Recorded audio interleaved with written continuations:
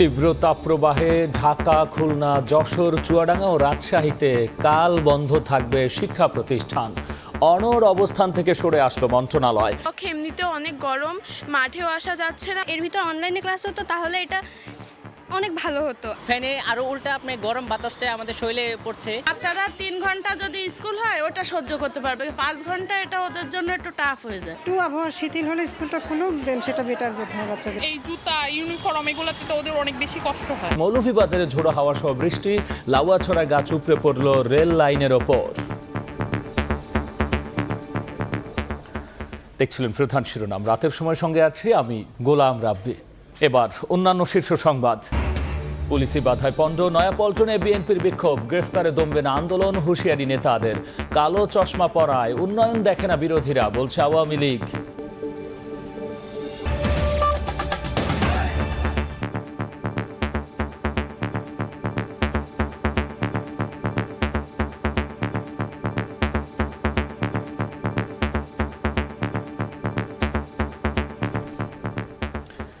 দেশে চলমান তাপপ্রবাহের কারণে ঢাকা, চুয়াডাঙ্গা, যশোর, খুলনা ও রাজশাহী জেলার সব মাধ্যমিক স্কুল, কলেজ, মাদ্রাসা ও কারিগরি শিক্ষা প্রতিষ্ঠান কাল বন্ধ থাকবে। তবে যে সকল শিক্ষা প্রতিষ্ঠানে শীতাতপ নিয়ন্ত্রণের ব্যবস্থা আছে সেই সকল শিক্ষা প্রতিষ্ঠান কর্তৃপক্ষ চাইলে খোলা রাখতে পারবে বলে জানিয়েছে শিক্ষা মন্ত্রণালয়। রাতে শিক্ষা মন্ত্রণালয় থেকে এক বিজ্ঞপ্তিতে এই তথ্য জানানো হয়। স্বাস্থ্য মন্ত্রণালয় ও আবহাওয়া অধিদপ্তরের সঙ্গে আলোচনা করে এই সিদ্ধান্ত নেওয়া হয়েছে।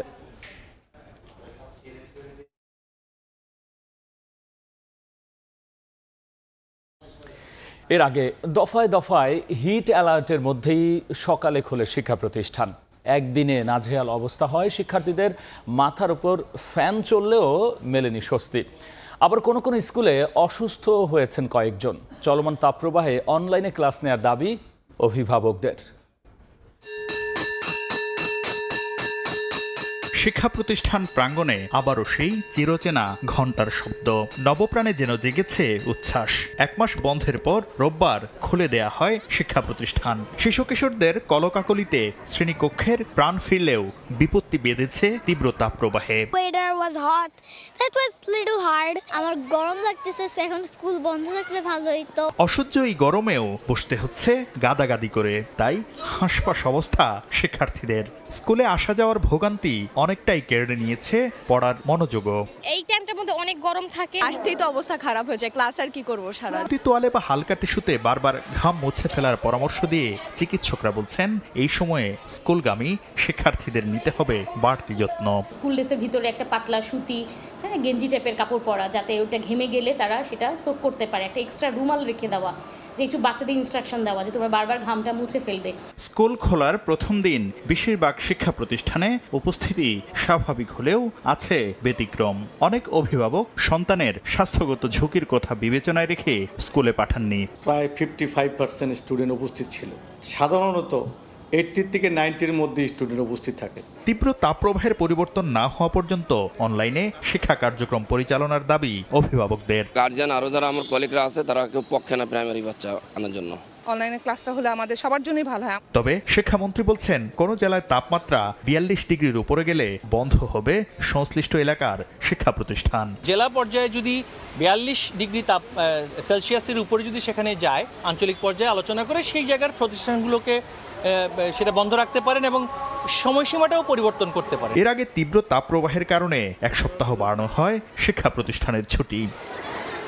ছুটির সময় বা টিফিনের সময় শিক্ষার্থীরা এই রোদের মধ্যে খেলাধুলায় যে অংশগ্রহণ করছেন সেটি তাদের জন্য ডেকে আনতে পারে স্বাস্থ্যগত ঝুঁকি। তাই এ বিষয়ে আরও সতর্ক হওয়ার পরামর্শ দিয়েছেন স্বাস্থ্য বিশেষজ্ঞরা। শাকির আহমেদ, সময় সংবাদ, ঢাকা। এদিকে আমরা যদি দিনের সংখ্যার হিসেব করি তাহলে দেখা যাচ্ছে যে স্মরণকালের সব থেকে দীর্ঘ তাপপ্রবাহে ভুগছে মানুষ আর প্রাণ প্রকৃতি। এই অবস্থায় মুক্তির একমাত্র ভরসা বৃষ্টিতে দূরের কথা, দেখা নেই এক খণ্ড মেঘেরও।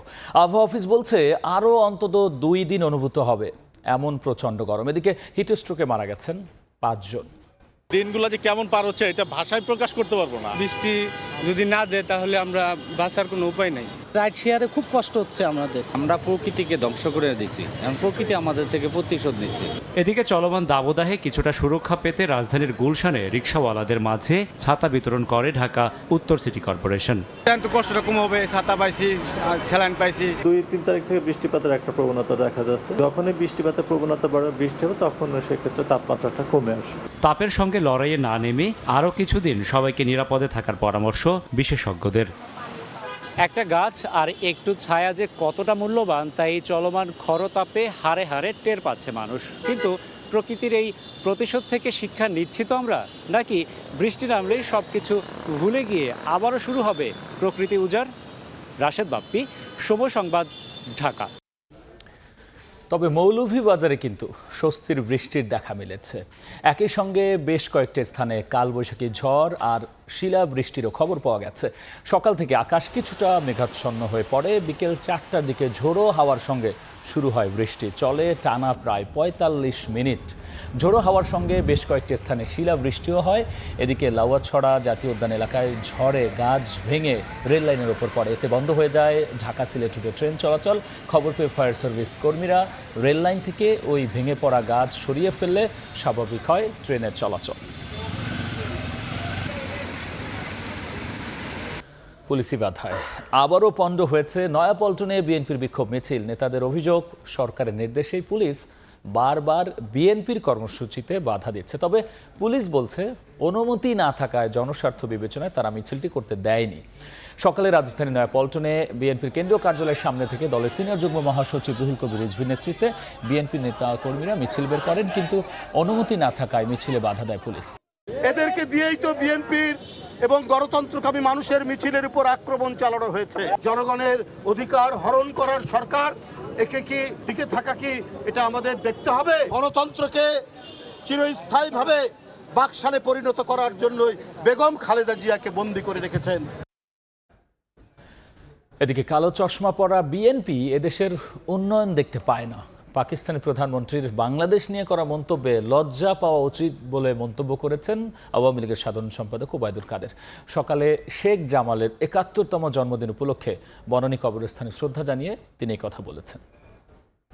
বন্ধুত্ব তাদের, সেই পাকিস্তানও আজ বাংলাদেশের উন্নয়ন দেখতে পায়।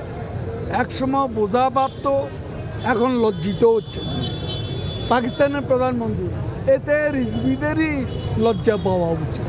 ফ্রি অ্যান্ড ফেয়ার ইলেকশন হয়েছে, এখানে কোনো বিদেশি চুক্তির চাপ ছিল, আমরা কোনো চাপ অনুভব করিনি। তিনি কোন কারণে কার চাপে ইলেকশনে এসেছেন সেটা তাকেই পরিষ্কার করে বলতে হবে। আবারও রেলের উদাসীনতার বলি জনগণের টাকা। নীতিমালার তোয়াক্কা না করে ৪,০০০ কোটি টাকা ব্যয়ে ১২৫ কিলোমিটার মিটার গেজ রেলপথ নির্মাণ করে রেলওয়ে। লাইনটি ৪ দশক অর্থাৎ ৪০ বছর সেবা দেওয়ার কথা থাকলেও মাত্র তা ৮ বছরেই তুলে ফেলা হচ্ছে। অন্যদিকে মিটার গেজের বদলে ব্রড গেজ বসাতে নেওয়া হয়েছে, সেখানে আরও ২টি নতুন প্রকল্প। নাজমিস সালোহির কাছে শুনব বিস্তারিত। গাজীপুরের টঙ্গী থেকে কিশোরগঞ্জের ভৈরব পর্যন্ত শতবর্ষী মিটার গেজ রেল লাইনের পাশে ২০১৬ সালে নির্মাণ করা হয় ৬১ কিলোমিটারের আরেকটি মিটার গেজ রেল লাইন। এতে সিঙ্গেল লাইন থেকে ডাবল লাইন মিটার গেজে উন্নীত হয় সেকশনটি। প্রকল্পে খরচ হয় ২,৬১৬ কোটি টাকা। একই সময়ে কুমিল্লার লাকসাম থেকে চিনকি আস্তানা পর্যন্ত বিদ্যমান মিটার গেজ রেল লাইনের পাশে তৈরি করা হয় ৬৪ কিলোমিটার আরেকটি মিটার গেজ রেলপথ। সব মিলিয়ে ৪,০০০ কোটি টাকায় বানানো হয় ১২৫ কিলোমিটার নতুন রেলপথ। রেল লাইনের মেয়াদ ৩০ থেকে ৩৫ বছর হলেও মাত্র ৮ বছরের মাথায় ১২৫ কিলোমিটার রেলপথ তুলে ফেলার সিদ্ধান্ত নিয়েছে রেলওয়ে।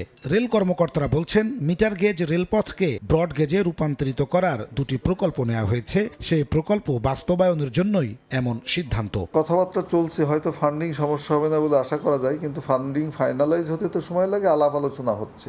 যোগাযোগ বিশেষজ্ঞরা বলছেন, রেলের উন্নয়ন নীতিমেলা উপেক্ষা করেই মিটার গেজ প্রকল্প গ্রহণ করা হয়েছিল, যা পরিকল্পনাহীন উন্নয়নের উদাহরণ। যেখানে আমরা মাস্টার প্ল্যানের সুস্পষ্টভাবে বলা আছে যে আপনার অন্তর্বর্তী ব্যবস্থা হিসেবে অবশ্যই ব্রড গেজের এখানে সংস্থান রাখতে হবে, তো সেখানে মিটার গেজ করা মানে এটা একটা অপরিপক্ক পরিকল্পনা এবং এখানে বিনিয়োগের একটা নিদারুণ অপচয় হচ্ছে বলে আমি মনে করি। তবে তা মানতে নারাজ রেলওয়ে। তারা বলছে সবকিছুই হচ্ছে উন্নয়নের স্বার্থে।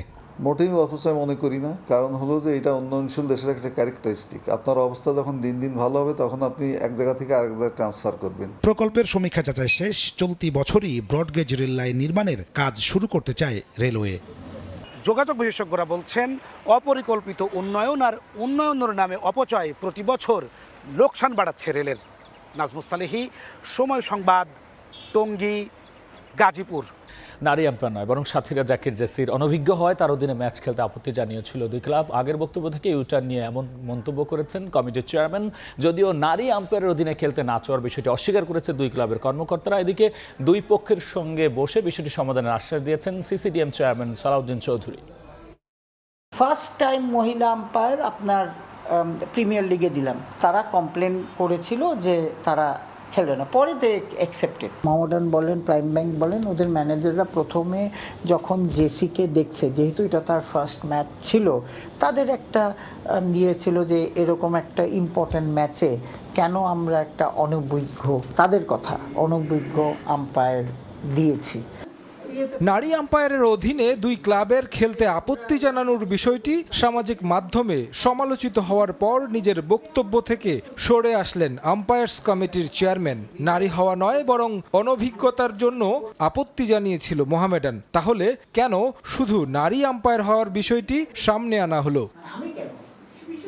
আম্পায়ার্স কমিটির চেয়ারম্যানের বিস্ফোরক বক্তব্যে ঘটনা মোড় নেয় অন্যদিকে। এরপর সামাজিক মাধ্যমে ওঠে ঝড়। দুই ক্লাবের কর্মকর্তাদের পাশাপাশি প্রাইম ব্যাংকের ক্রিকেটার তামিম ইকবাল, মুশফিকুর রহিম ও মোহামেডানের মাহমুদুল্লাহকে রীতিমতো তুলোধুনো করেন নেটিজেনরা। ছড়ানো হয় ধর্মবিদ্বেষও।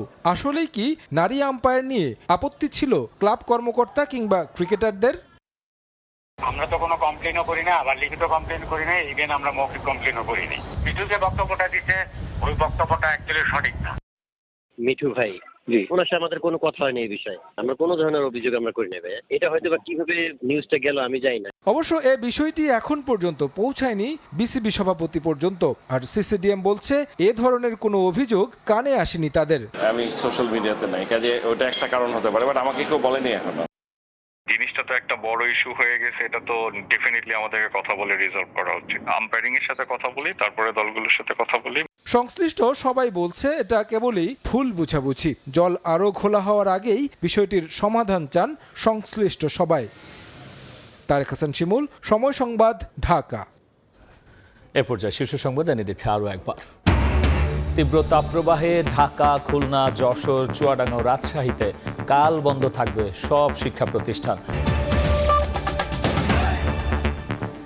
এই ছিল রাতের সময়। এরপর দেখবেন সম্পাদকীয়। সঙ্গেই থাকুন সময়।